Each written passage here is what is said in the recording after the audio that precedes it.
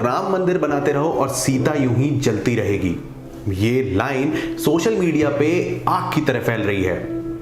Hyderabad rape case के बाद कई लोग सामने आए हैं और अपनी अपनी राय देने में जुटे हुए हैं, फिर चाहे वो पुलिस की लापरवाही हो या फिर नेताओं के बेतुके बयान और बिना सिर पैर की उनकी राय।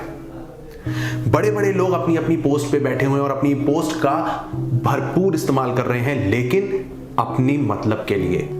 अब ऐसे में सबसे पहले वो लोग जो धर्म के नाम पे लोगों को गुमराह करते हैं कि ये रेपिस्ट तो मुस्लिम है, बाद में जब पता चलता है कि उनमें से 2 हिंदू हैं तो चीज को और मॉडिफाई किया जाता है और बोला जाता है कि ये तो कन्वर्टेड थे, दरअसल धर्म से ये क्रिश्चियन है।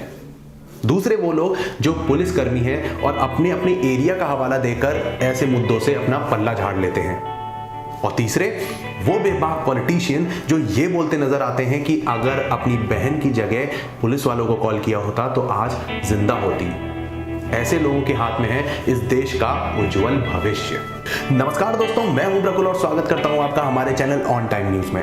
आज के इस वीडियो में मैं आपको बताने जा रहा हूं कुछ ऐसे नेताओं के बारे में जो बड़ी आसानी से सच्चाई और महानता का झूठा नकाब ओढ़े संसद में बैठे रहते हैं और ऐसे अपराधों पर बड़ी बड़ी बातें बोलते हैं, लेकिन खुद उनकी असलियत कुछ और ही बयां करती है। लोकसभा में चुन के आए 19 सांसदों में से 3 पर दुष्कर्म के आरोप हैं। वहीं 2014 से 19 के बीच में हुए विधानसभा चुनाव में 63 ऐसे विधायक चुने गए जिन पर महिलाओं के खिलाफ आपराधिक मामले दर्ज हैं।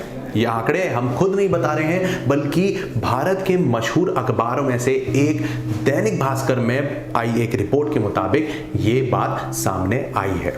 हैदराबाद में वेटनरी डॉक्टर के साथ सामूहिक दुष्कर्म और हत्या के मामले पर संसद में घंटों बहस छिड़ी। निर्भया मामले के 7 साल बीतने के बाद राजनाथ सिंह अब ये कहते हैं कि कानून में कमी है और इसको कठोर बनाने के लिए सबको एक साथ जुड़ना चाहिए। लेकिन ये वही पार्टियां हैं जिन्होंने 88 यानी 88 ऐसे उम्मीदवार खड़े किए थे जिनके ऊपर खुद महिलाओं के खिलाफ आपराधिक मामले दर्ज हैं। बीजेपी इस लिस्ट में सबसे ऊपर है। उसने ऐसे 15 उम्मीदवारों को टिकट दिया जिसमें से 10 जीतकर संसद में बैठे हैं।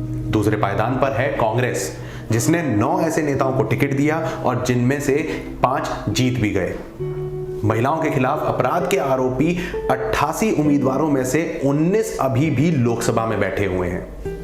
इनमें से 3 पर दुष्कर्म के आरोप हैं। निर्दलीय उम्मीदवारों पर भी ऐसे मामले थे, लेकिन सब के सब चुनाव हार गए। ये आंकड़े 7,928 उम्मीदवारों के शपथ पत्रों के आधार पर तैयार हुई एनडीआर की रिपोर्ट के मुताबिक हैं।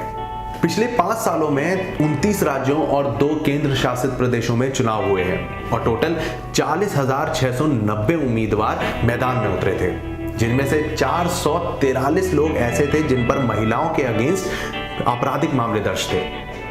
और ऐसे ही 443 लोगों में से 63 ऐसे लोग थे जो विधायक भी बन गए। सड़कों पे मार्च और सोशल मीडिया पे बड़े बड़े पोस्ट डालकर अपना गुस्सा जाहिर करना, इन सब के कोई मायने नहीं है जब तक हम ऐसे लोगों को अपना रिप्रेजेंटेटिव, अपना नेता चुनते रहेंगे।